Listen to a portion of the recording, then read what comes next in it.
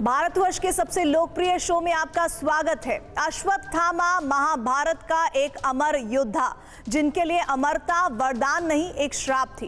कहते हैं कि उसी श्राप की वजह से द्रोण पुत्र अश्वत्थामा आज भी धरती पर भटक रहे हैं।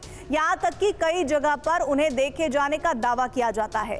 कई सरकारी दस्तावेजों में भी इसका जिक्र है। फिर हमने सारे दस्तावेज और पुराण खंगाले। फिर एक अद्भुत शिवधाम का पता चला जो पिछले कुछ सालों से धरती को चीरकर बाहर निकलना शुरू हुआ है।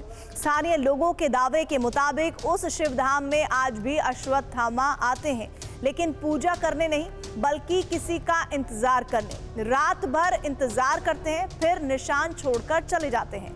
अश्वत्थामा आज भी उस धाम में किसका इंतजार करते हैं और क्यों? वो रोज सुबह किसके लिए निशानी छोड़कर जाते हैं? चलिए आज सभी सवालों के जवाब खोज कर लाते हैं।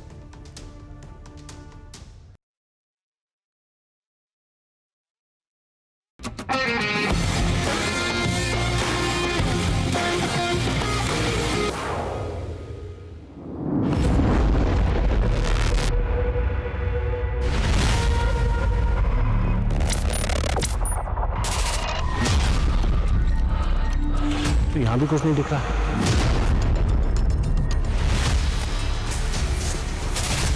इधर कहीं कुछ है? कुछ दिखा है? कहीं कुछ नहीं दिख रहा।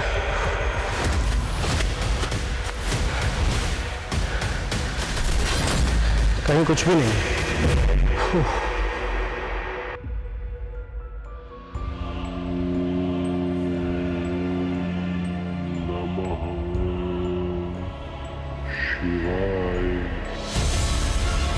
आकाश, कुछ आवाज आ रही है, कुछ आवाज आ रही है। आकाश,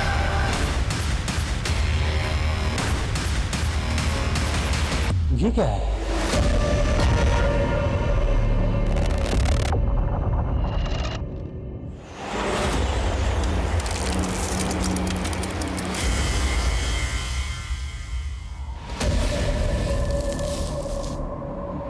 कोई दूसरा सुनाए तो मनगढ़ंत कहानी लगे।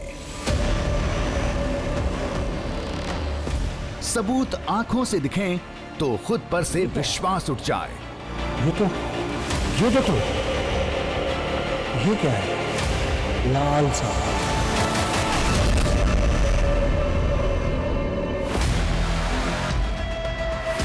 न कोई फरेब, न कोई भ्रम पुराणों के पन्ने पलटने के लिए मजबूर कर देगा। ऐसा है इस बार का दृश्यम, जिसकी शुरुआत हुई थी एक घटना से।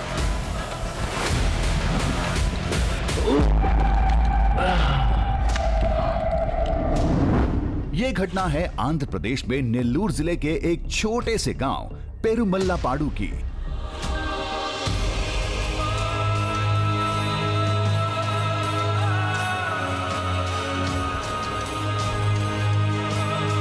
जहां धरती का सीना चीरकर एक प्राचीन मंदिर प्रकट हो रहा है।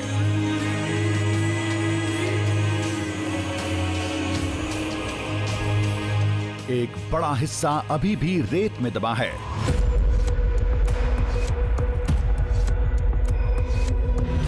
अंदर जाने के लिए एक सुरंग है।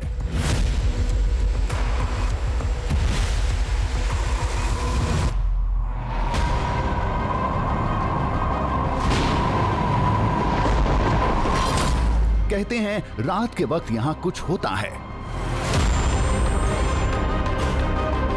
कुछ ऐसा जो बहुत अजीब है। मंत्र गूंजने लगते हैं, एक साया मंडराता है, कुछ रहस्यमयी आवाजें आती हैं और शिवलिंग वाली जगह पर जल चढ़ा मिलता है।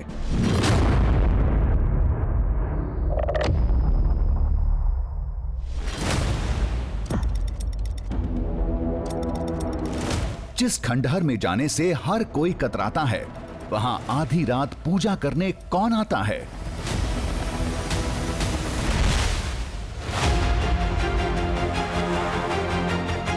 लोग कहते हैं वो कोई और नहीं, 5000 साल पुराना महाभारत का अमर योद्धा अश्वत्थामा है।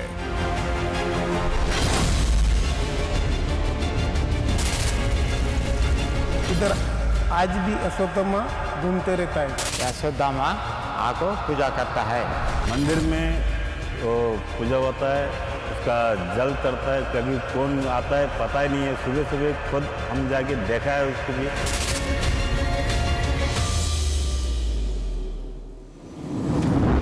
अब ये दावा तो देश के कई इलाकों में होता है। मध्य प्रदेश का असीरगढ़ किला, जबलपुर में नर्मदा नदी का तट, उत्तर प्रदेश का बाराबंकी,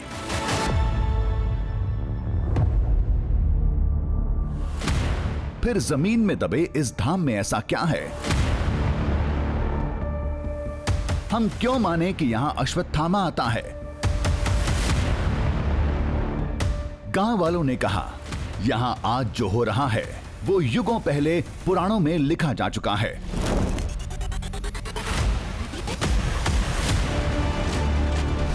फिर भी विश्वास नहीं है तो एक रात रुको, सच्चाई खुद सामने आ जाएगी।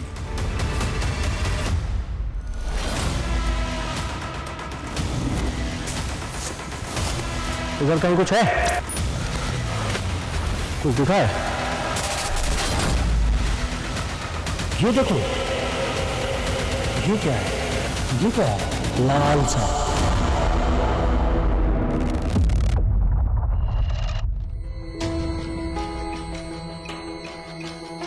ये कहानी उस समय शुरू हुई थी जब हमने अश्वत्थामा के बारे में जानना शुरू किया था।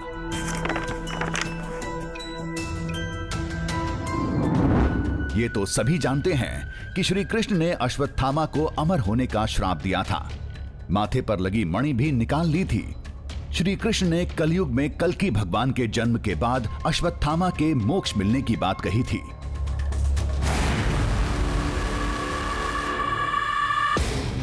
अगर कोई पुराण अश्वत्थामा के अमर होने की गवाही देता है तो जरूर कोई ऐसा भी ग्रंथ होगा जो महाभारत के इस किरदार को कलयुग से जोड़ता होगा।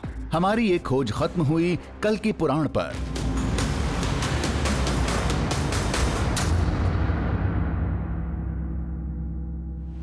इसके दूसरे अध्याय में एक श्लोक लिखा है, तदा रामः कृपो व्यासो द्रोणिर्भिक्षु शरीरिणः समायाता हरिम द्रष्टुम बालकत्वमुपागतम।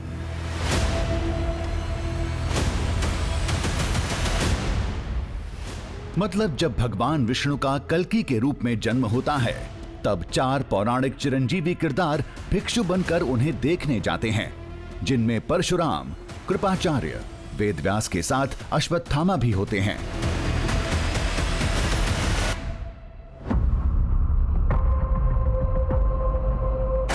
कल्कि पुराण में कलयुग के अंतिम चरण को लेकर भविष्यवाणी की गई है। इस पुराण में लिखा है, इस युग के अंत में भगवान कल्कि से अश्वत्थामा जरूर मिलेंगे।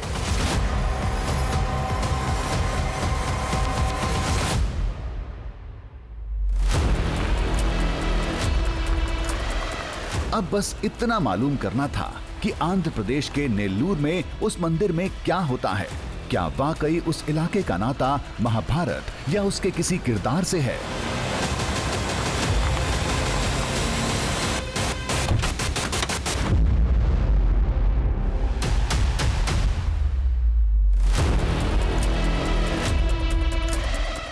हमारी मंजिल थी वो अद्भुत धाम जो जमीन की गहराई से बाहर निकल रहा है।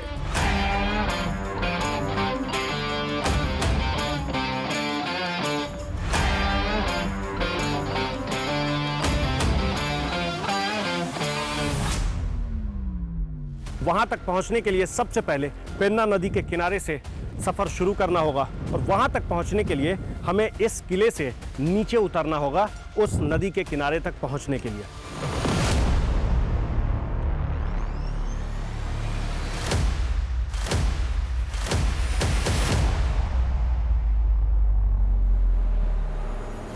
उस मंदिर तक जाने का यही एकमात्र रास्ता था। नीचे उतरकर पहले पेन्ना नदी के किनारे पहुंचेंगे, फिर नदी के रास्ते उस मंदिर तक। बहुत सा आराम से नीचे पैर रखना होगा। इस हार्नेस को खोलने के बाद यहाँ से फ्री होकर हम फौरन नदी के उस हिस्से में चलेंगे जहाँ से हमारे लिए राहें आसान हो जाएगी।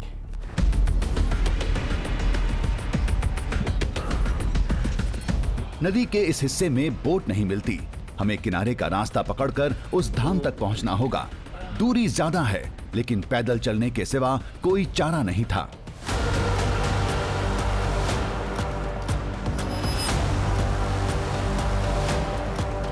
पेन्ना नदी के जिस हिस्से में अभी हम हैं, उस हिस्से में दोनों तरफ ऊंची ऊंची पहाड़ियां हैं, चोटी है और उसके बीच से ये नदी बहती है।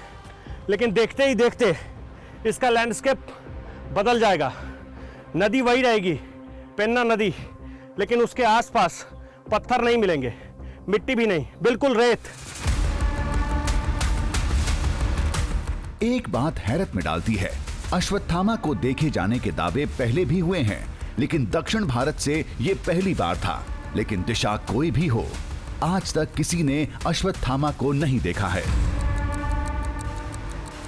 कहा जाता है कि वो अभी भी मध्य प्रदेश के कुछ हिस्सों में, पेन्ना नदी के किनारे मतलब आंध्र प्रदेश के कुछ हिस्सों में ऐसे ही भटकते हुए देखा जाता है। लेकिन अश्वत्थामा को किसी ने सामने से नहीं देखा है। किसी ने ऐसा नहीं देखा कि हाँ वो इस मंदिर में आया और पूजा करके चला गया। लेकिन चूंकि वो भगवान शिव का भक्त था, चूंकि वो भगवान शिव की आराधना करता था, इसलिए ऐसा कहते हैं कि भगवान शिव की सबसे पहले पूजा अर्चना सुबह के वक्त में अश्वत्थामा ही करता है। फिर भी कुछ ऐसे दस्तावेज हैं जिनमें कुछ ऐसी बातें लिखी हैं जिससे ये लगता है कि कुछ लोगों ने महाभारत के उस योद्धा को देखा है।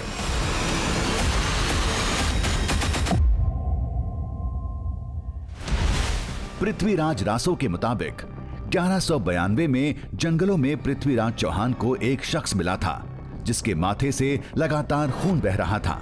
उसे जड़ी बूटी की गहरी जानकारी थी जो अचानक कहीं गायब हो गया। मध्य प्रदेश के एक वैद्य का तथ्य भी सरकारी दस्तावेजों में दर्ज है। जब आधी रात एक जख्मी इंसान इलाज के लिए आया था, उसके माथे पर गहरा जख्म था और किसी जड़ी बूटी की मांग कर रहा था, जिसकी जानकारी वैद्य को नहीं थी। जब वैद्य ने पूछताछ की तो अदृश्य हो गया।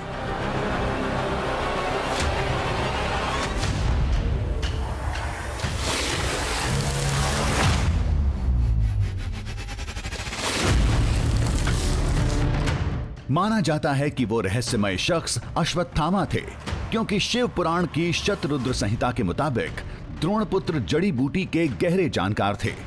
वो देश के हर उस हिस्से में जाते थे जहां खास तरह की बूटियां पैदा होती थी। अब हम नदी के उस हिस्से में पहुंच गए हैं जहां पानी एक बूंद भी नहीं है।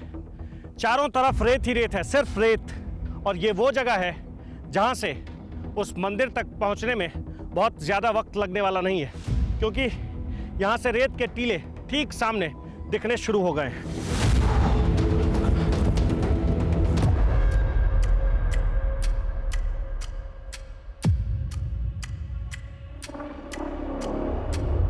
नदी पीछे छूट चुकी थी। सामने रेत का साम्राज्य था। कई टीले थे।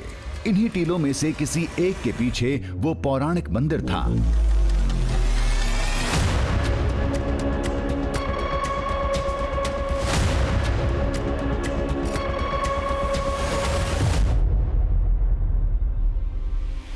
जो कुछ देर बाद ही हमारे सामने था।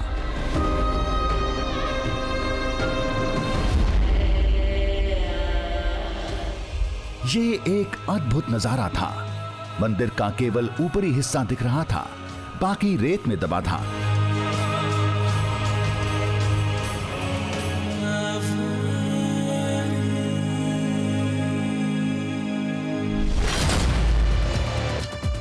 अंदर जाने के लिए एक सुरंगनुमा रास्ता था जो सीधे गर्भगृह तक जाता है।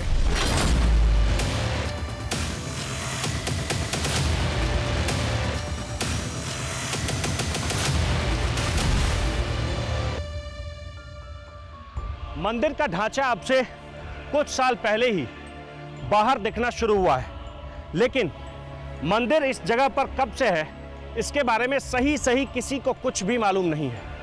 कोई इसे पुराणों से जोड़ता है, कोई इसे बताता है कि ये तकरीबन 10 दशक पुराना है, कोई इसे 8 दशक पुराना बताता है, कोई इसे इतिहास से भी जोड़कर देखता है, जिससे ये बात साबित होता है कि ये मंदिर लोगों के लिए भले ही नया हो, लेकिन ये जगह बहुत पुरानी है।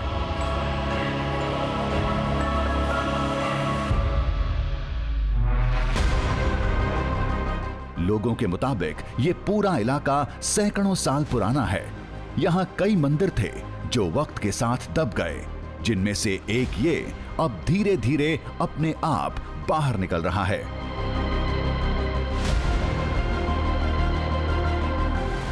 ऊपर जो आकृतियां हैं, जो कलाकारी की गई है, वो अमूमन आपको किसी भी मंदिर के ऊपर दिख जाएगा। जैसे कहीं कहीं कलश का आकार दिया गया है, कहीं कहीं फूल का आकार दिया गया है। ये भी किसी देवी की प्रतिमा थी, बिल्कुल जैसे कलश के ऊपर फूल बनाया जाता है वैसे ही, और उसके ऊपर देवी की प्रतिमा थी जो अब नहीं दिख रही है। और ये भी दिख रहा है कि यहाँ ये प्रतिमा लगी हुई थी, ये मूर्ति लगी हुई थी, और अब ये नीचे की तरफ खंडित होकर कहीं गिर गई है।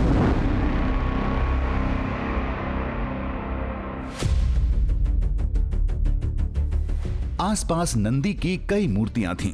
इससे साबित होता है कि यह किसी शिव धाम का खंडहर था।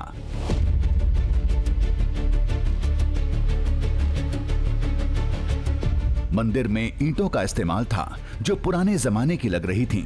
भारत में ईंटों का इतिहास बहुत पुराना है, करीब 7000 ईसा पूर्व का। ईंटों का इतिहास भी बहुत पुराना है। बहुत पुराना मतलब हड़प्पा की सभ्यता में भी और मेसोपोटामिया की सभ्यता में भी ईंटों का जिक्र है। एक बात और, इस मंदिर को बनाने में जिस तरह के ईंट का प्रयोग किया गया है, जिस तरह के ईंट का इस्तेमाल किया गया है, वो ईंटें अब नहीं बनती है।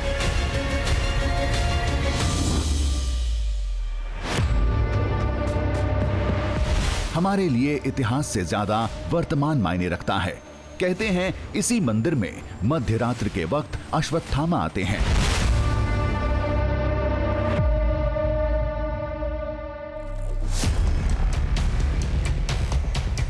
अंदर जाकर देखना जरूरी था।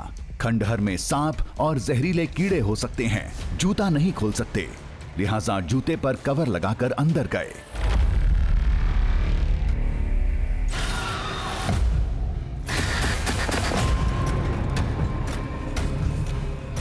इस मंदिर में प्रवेश कर पाने का एकमात्र रास्ता अभी यही है। वो भी बिल्कुल खड़े होकर नहीं जा सकते, बैठकर इस मंदिर में प्रवेश करना पड़ता है।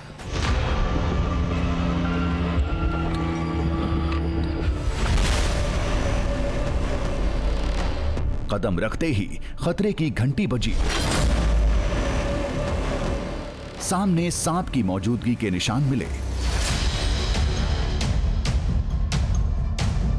हमारी आशंका सही निकली, फिर संभल कर अंदर पहुंचे।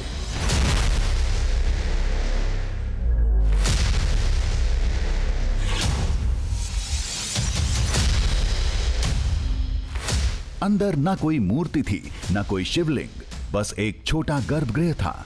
हमें रेत के सिवा कुछ नहीं दिखा।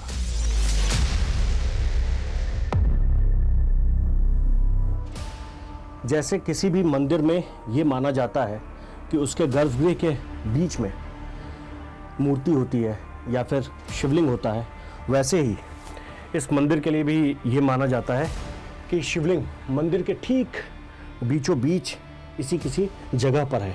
हालांकि अब तक हमें यहाँ ना तो कोई शिवलिंग दिखा है और मंदिर के किसी भी हिस्से में शिवलिंग नहीं है, लेकिन अभी भी लोग मानते हैं कि इसी जगह पर वो शिवलिंग हो सकता है।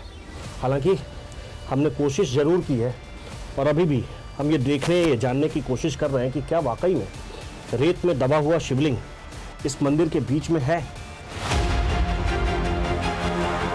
रेत में कोई शिवलिंग नहीं मिला, कोई मूर्ति भी नहीं थी। फिर कोई यहाँ पूजा करने क्यों आएगा? अश्वत्थामा के यहाँ आने का क्या सबब होगा?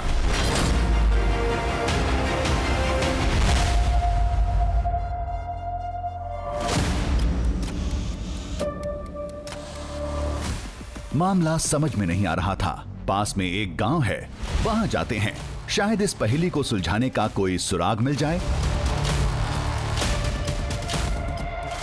गांव में हमने बात करने की कोशिश की। शुरू में कोई राजी नहीं हुआ। किसी तरह कुछ लोगों को मनाया। फिर जो कहानी सामने आई उसने हमें चारों खाने चित्त कर दिया। वो कोई साल से मंदिर बाहर दिख रहा है। वो पूजा करने के लिए लोग आता है जाता है। पूजा वो मिला है निशान है उसका। वो आता है जाता है आदमी लोग दिखता है। बाद में कोई निशान पूजा करके कौन जाता है पता नहीं चलता है। पूजा करके कौन चला जाता है ये नहीं पता चलता? नहीं पता चलता है, ऐसा है। कैसी निशानी दिखती है? वो पूजा का निशानी दिखती है। पूजा की निशानी दिखती है? हाँ। कहाँ? मंदिर में? मंदिर में। दावे के मुताबिक आधी रात मंदिर के आसपास हलचल होती है। अंदर किसी के मौजूद होने का एहसास होता है। फिर सुबह गर्भगृह के बिल्कुल बीच में, जहां रेत के नीचे शिवलिंग दबे होने की संभावना जताई जाती है, वहां जल या कभी कभी फूल मिलता है। मंदिर में वो पूजा होता है, उसका जल चढ़ता है। कभी कौन आता है पता ही नहीं है। सुबह सुबह खुद हम जाके देखा है उसको भी। कौन आदमी पता नहीं चलता है। वो देखने के लिए कोशिश करता है, हम लोग नहीं मिलता है वो।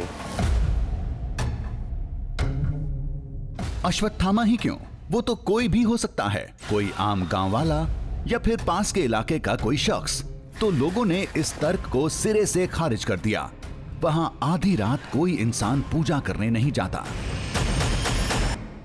यहाँ तो पूजा करने के लिए कोई आता है, सुबह टाइम में आकर पूजा करके जाता है।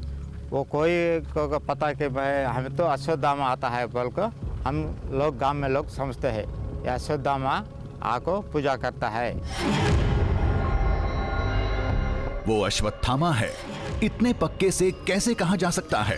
तो जवाब मिला, महाभारत के समय में इस इलाके से अश्वत्थामा का गहरा नाता था।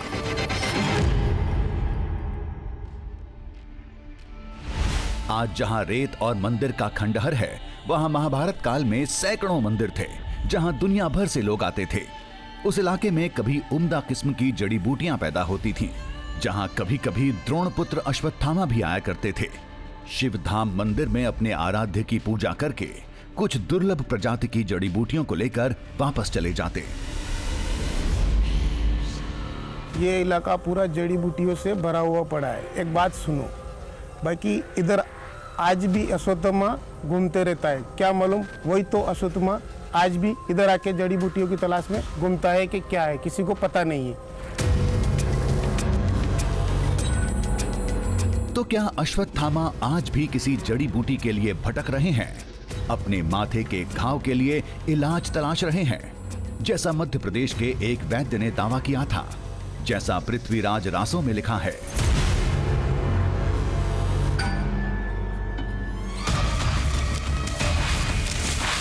अगर गांव वालों की कहानी सही है तो यहां और भी मंदिरों के अवशेष होने चाहिए।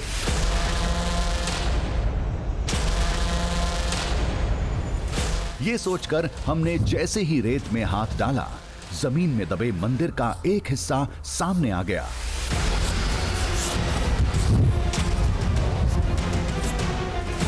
वहीं पास में कुछ मूर्तियां भी पड़ी थीं, शायद इन्हीं मंदिरों की होंगी।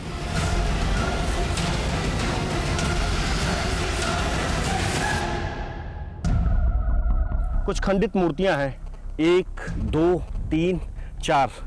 एक मूर्ति बिल्कुल सही है, लेकिन ये पहचान पाना कि किस देवी की मूर्ति है ये संभव नहीं है। लेकिन ये ज़रूर पता चलता है कि ये किसी देवी की मूर्ति है। बाकी 3 मूर्तियां खंडित मूर्तियां हैं, ये मूर्ति और ये मूर्ति। लेकिन इसे देखने पर ऐसा लगता है कि ये मूर्तियां भी किसी देवी की मूर्ति है और ये उसी मंदिर से निकाला गया है। रही बात इस इलाके की, तो इतिहास के पन्नों में दर्ज है, इस इलाके का इतिहास कभी गौरवशाली था। आज भले यहाँ रेत है, लेकिन कभी दुर्लभ जड़ी बूटियों की खेती होती थी।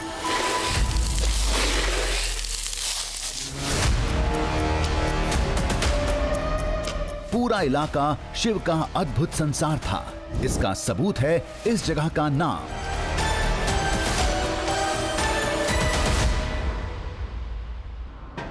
इस जगह का नाम और भगवान शिव का संबंध बहुत पुराना है। वो ऐसे कि इस जगह का नाम है पेरूमला पाडू और यहाँ पहले तमिल राजाओं का, तमिल शासकों का शासन चलता था। और तमिल में पेरूमला पाडू जो पूरा नाम है इस जगह का, पेरूमला का मतलब होता है भगवान शिव और पाडू का मतलब होता है स्थान। इसे तमिल में कहते हैं। और जब तमिल राजाओं का यहाँ पर शासन चलता था, उस वक्त ही इस जगह का नाम रखा गया पेरूमला पाडू। मतलब ये भगवान शिव का स्थान है, भगवान शिव की जगह है। ये बात भी सालों से कही जा रही है। ये सच है कि यहाँ कभी सैकड़ों मंदिर थे। ये भी सच है कि यहाँ जड़ी बूटी की खेती होती थी। तो क्या लोगों का दावा भी सच है कि आधी रात यहाँ अश्वत्थामा आते हैं? आज की रात हम इस दावे को परखेंगे। दिन ढल चुका था, पड़ताल के लिए कुछ तैयारी करनी थी। मंदिर के इसी हिस्से में हम लाइट लगाएंगे और फिर अंदर वाले हिस्से में भी लाइट लगाएंगे और देखेंगे कि जिस तरह की बातें कही जा रही है, जिस तरह का दावा किया जा रहा है, क्या उस दावे में कोई दम है। अंधेरा होने में मुश्किल से 15 मिनट का और वक्त बचा है और अंधेरा होने के बाद जब रात हो जाएगी तब हम मंदिर के अंदर प्रवेश करेंगे और देखेंगे कि आखिर जो बातें कही जाती हैं उसका सच क्या है। हमने मंदिर की चारों तरफ लाइट लगा दिए।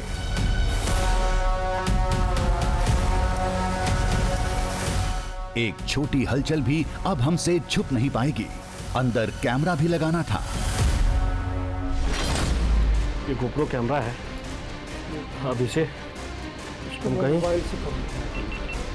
मोबाइल से कनेक्ट करके हमने गोप्रो कैमरा भी अंदर लगा दिया। देखते रहेंगे। इसी मंदिर में इसे कहीं सेट कर देंगे। अब हम कहीं भी रहें, गर्भगृह की तस्वीरें लगातार मोबाइल स्क्रीन पर दिखती रहेंगी। अब हम रात की पड़ताल के लिए तैयार थे।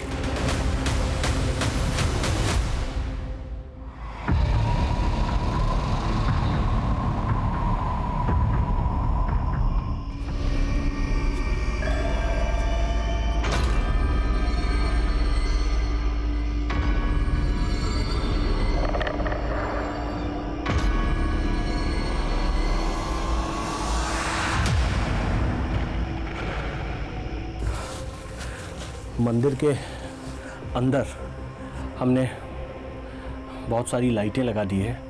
गोप्रो कैमरा भी हमने इस तरफ ऊपर फिट कर दिया है ताकि कहीं भी कुछ भी मंदिर के अंदर अगर कोई भी हलचल होती है तो वो या तो गोप्रो कैमरा में कैद हो जाए या फिर वो हमें दिख जाए। इसीलिए हमने अच्छी खासी रोशनी की भी व्यवस्था भी कर दी है यहाँ। और सिर्फ मंदिर में ही नहीं, मंदिर के बाहर भी हमने ऐसी ही लाइटें लगा दी है। और फिर हम मंदिर के अंदर, मंदिर के बाहर जाकर भी ये देखते रहेंगे कि आखिर ऐसा क्या होता है जिसके बारे में गांव के लोग बार बार एक स्वर में बस एक ही बात कहते हैं कि मंदिर में कोई आता है, पूजा करके चला जाता है। तो हम आज उसे देखेंगे और कोशिश करेंगे कि उसे अपने कैमरे में भी कैद करें।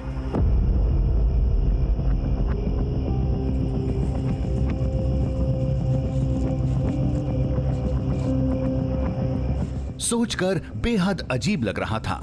हम 5000 साल पुराने एक शख्स का इंतजार कर रहे थे, वो भी महज एक दावे की वजह से। कोई भी सुनेगा तो हंस देगा, लेकिन क्या करें, पड़ताल तो करनी ही थी।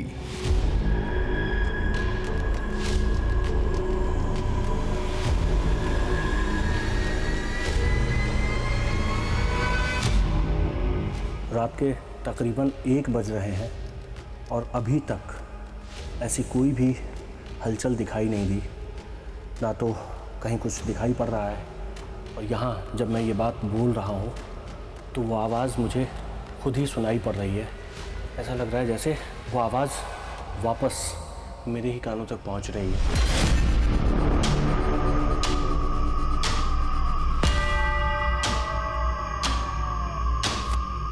कहते हैं मध्य रात्रि में वो रहस्यमय साया किसी भी वक्त मंडराने लगता है।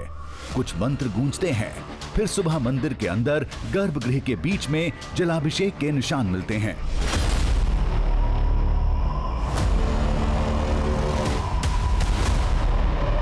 रात गुजरती जा रही थी, अभी तक कुछ दिखना तो दूर किसी की आहट तक नहीं मिली। इधर कहीं कुछ है? कुछ दिखा है?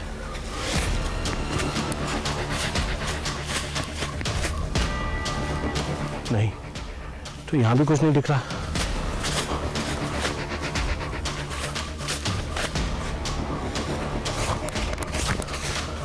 तो कहीं कुछ नहीं दिख रहा है। वक्त तो बहुत ज्यादा हो गया।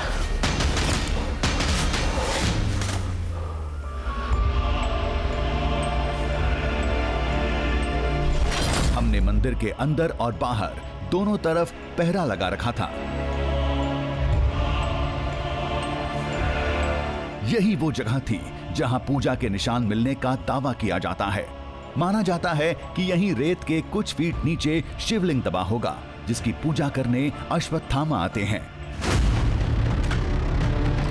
इस जगह के साथ हमारी निगाह चारों तरफ थी। कभी मंदिर के अंदर, कभी बाहर हम चक्कर काटते रहे, लेकिन हमें न कुछ दिखा न कुछ सुनाई दिया। वक्त तो बहुत ज्यादा हो गया।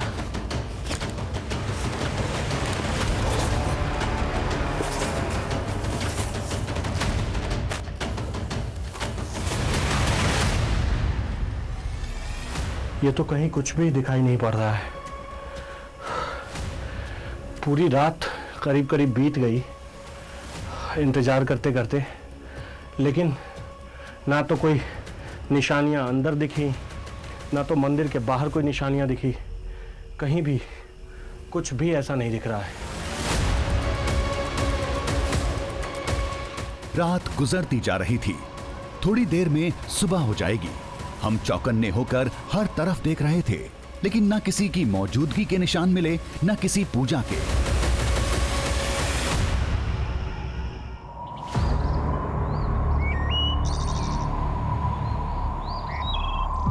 सूरज की किरणें उजाला बनकर फैल चुकी थीं।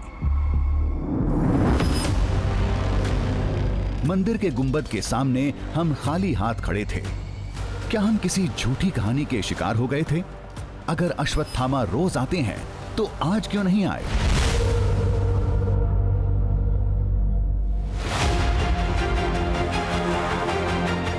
गांव वालों से हमने यही सवाल पूछा, तो गांव वालों ने कहा वो दिव्यात्मा हैं, उन्हें देखना है तो उनके ही रूप में देखना होगा। रात में लाइट और कैमरा लगाकर नहीं, अंधेरे में इंतजार करना पड़ेगा। अगर मन सच्चा रहा तो जरूर दिखेंगे।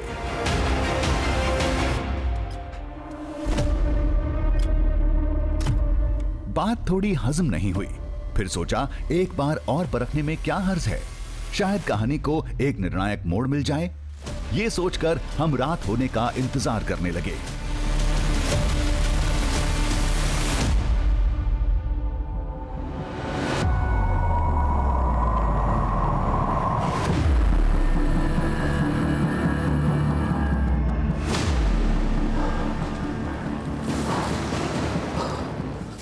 हम चलकर इंतज़ार करते हैं।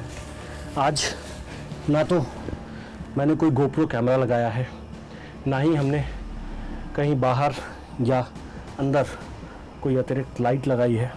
बिल्कुल अंधेरे में बैठकर हम आज देखने वाले हैं कि क्या कुछ होगा, क्योंकि गांव के लोगों ने बताया कि आप अगर इस तरीके से लाइट लेकर जाएंगे, ऐसे आप कई जगह कैमरा लगाएंगे, तो ये संभव नहीं है, ये नहीं हो सकता है।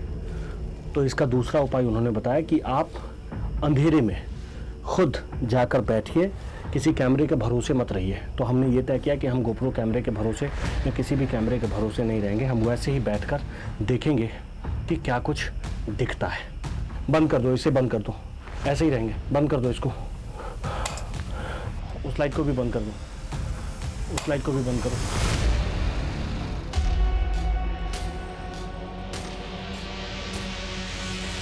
अंधेरे में रहना घातक हो सकता है, कहीं से भी सांप बिच्छू निकल सकते थे, लेकिन इसके बिना कहानी का अंत कैसे होता। हम चुपचाप एक जगह बैठे रहे। तकरीबन 3 से 4 घंटे का वक्त हो गया है।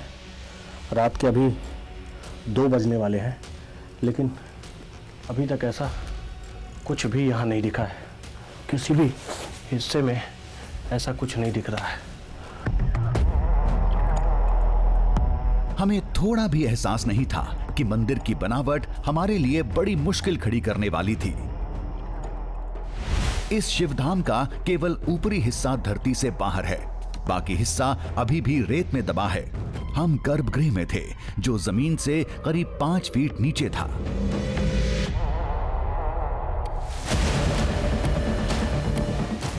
जल्द ही इसका असर भी दिखने लगा। ये बहुत गर्मी सी नहीं हो रही है? ऐसा नहीं लग रहा कि बहुत गर्मी सी हो रही है? घुटन तो हो रही है थोड़ी। मुझे लग रहा है कि हम नीचे हैं तो थोड़ी ऑक्सीजन की भी दिक्कत हो रही है। ऐसा नहीं लग रहा कि जैसे सांस लेने में दिक्कत हो रही हो?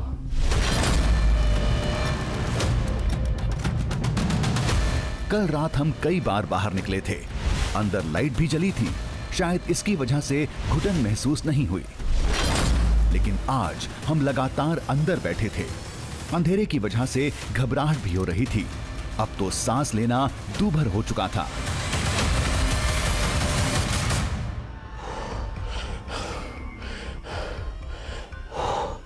घुटन अब बहुत तेज हो रही है। सांस लेने में काफी परेशानी हो रही है। अब बाहर चलकर बैठना पड़ेगा। चलो कुछ देर बाहर चलते हैं।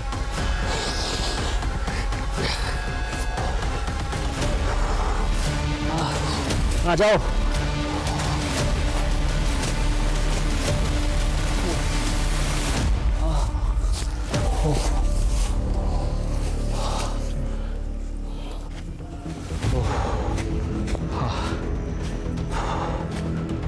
बाहर निकलने पर हमें थोड़ी राहत मिली। बेकाबू धड़कनों और बेचैनी को काबू करने में काफी वक्त लग गया।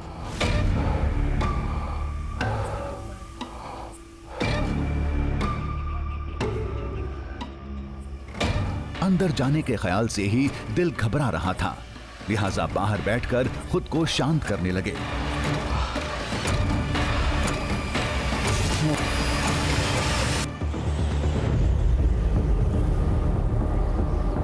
कुछ देर बाद राहत महसूस हुई। फिर हम मंदिर में अंदर गए।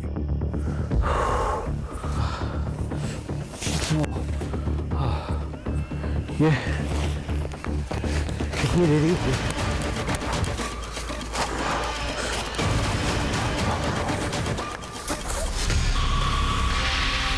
पहले शिवलिंग वाली जगह को देखा। वहां जल चढ़ाने या पूजा करने का कोई निशान नहीं था।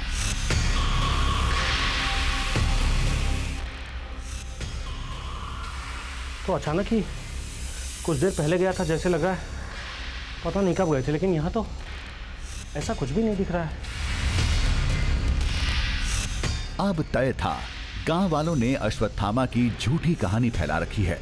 लेकिन जैसे ही पीछे पलटे, ये क्या है?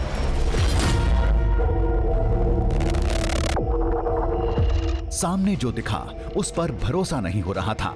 किसी के जमीन पर लेटने के साथ एक पंजे का निशान था। रक्त की एक बूंद भी थी।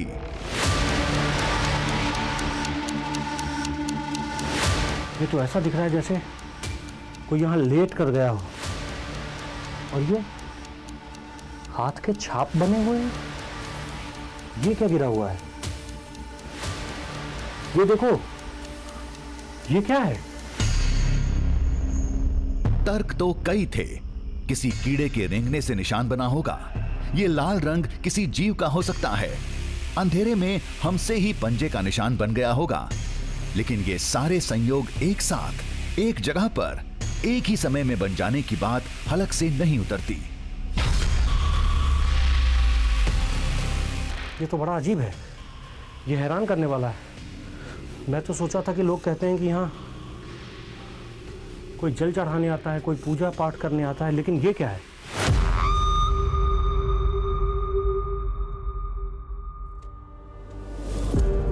ये तो हाथ के छाप बने हुए हैं। हमने कई बार गौर से देखा, लगता है यहाँ कोई लेटा था।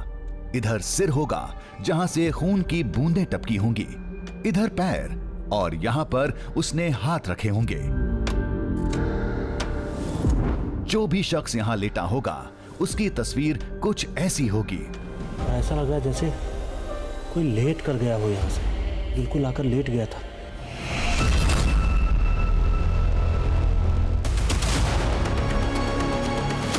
लेकिन वो कौन था? कोई गांव वाला? तो हमें दिखा क्यों नहीं? हम तो यहीं थे। बाहर भी निकले तो प्रवेश द्वार के पास ही बैठे थे। मुश्किल से आधे घंटे के लिए आंखें बंद हुई थीं। इतनी देर में कोई आया, लेटा और चला गया? ये तो संभव ही नहीं है। वो अश्वत्थामा थे।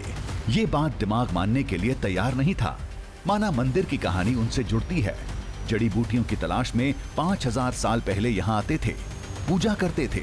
लेकिन आज ये कैसे हो सकता है?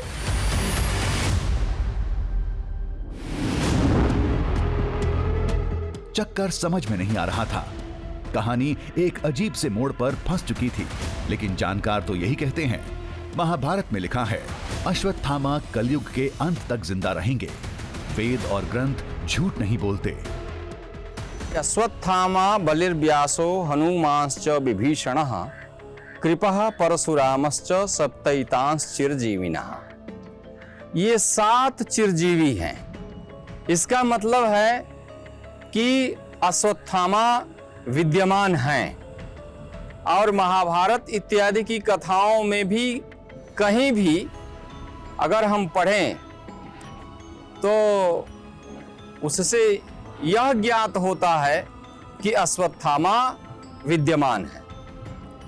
ऐसी स्थिति में अश्वत्थामा भगवान की पूजा करने के लिए प्रवृत्त रहते हैं और यत्र तत्र उनको सुना जाता है। तो फिर मध्य प्रदेश, उत्तर प्रदेश और बाकी जगहों का क्या? क्या वहां भी अश्वत्थामा ही आते हैं? फिर एक ही शख्स इतनी जगह कैसे दिख सकता है? तो जवाब था, इंसान नहीं कर सकता, लेकिन दिव्य आत्माएं तो कर सकती हैं।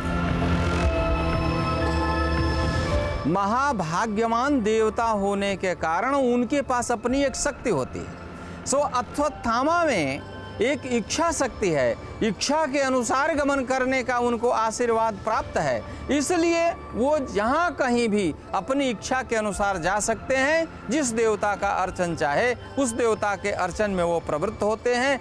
जो हम यहाँ वहाँ सुनते हैं कि अश्वत्थामा जी आए थे, अश्वत्थामा का कोई चिन्ह मिला था, यह इसी कड़ी से जोड़कर देखा जाना चाहिए। दावा पूजा के निशान मिलने का था, लेकिन हमें कुछ और दिखा। जो दिखा उसके लिए कई तर्क दिमाग में थे, लेकिन केवल तर्क से कुछ नहीं होता, उसे साबित करना पड़ता है। और फिलहाल हम ऐसा करने की हालत में नहीं थे। ये क्या? ये देखो, ये क्या है? लाल सा।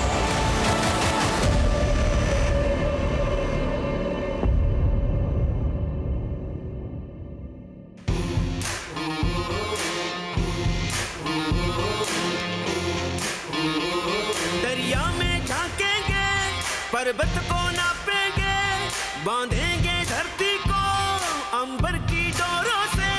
सूरज के चेहरे से पर्दा हटाना है, तूफान आंधी को भी अब चीर के जाना है। कुदरत की मुट्ठी से अब छीन लाएंगे हम, कुदरत की मुट्ठी से अब छीन लाएंगे हम। दृश्यम दृश्यम दृश्यम